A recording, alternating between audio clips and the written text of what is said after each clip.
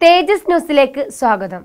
BJP. MLA. പുറത്തിറക്കിയ ദേശഭക്തി ഗാനം തങ്ങളുടെ ഈണം കോപ്പിയടിച്ചതാണെന്ന ആരോപണവുമായി പാക് സൈന്യം.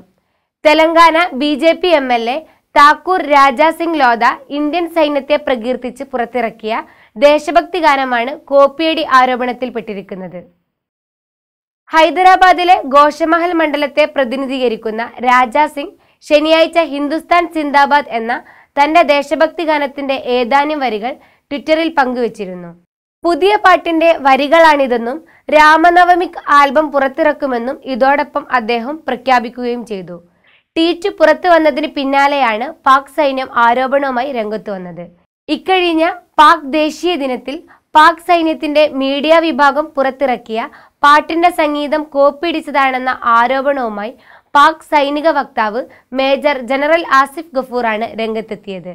താങ്കളുടെ കോപ്പിയടിയിൽ സന്തോഷം, എന്നാൽ കോപ്പി സത്യവും പറയുമെന്ന് പാകിസ്ഥാൻ കരസേനാ വക്താവ് major general Asif Gafoor tweet ചെയ്തു.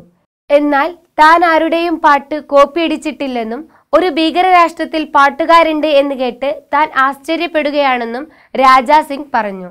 അങ്ങനെയാണെങ്കിൽ പാകിസ്ഥാനി ഗായകൻ തന്റെ പാട്ട് കോപ്പിയടിച്ചതായിരിക്കുമെന്നും എം.എൽ.എ. പറഞ്ഞു. നാഷണൽ ഡെസ്ക്, തേജസ് ന്യൂസ്.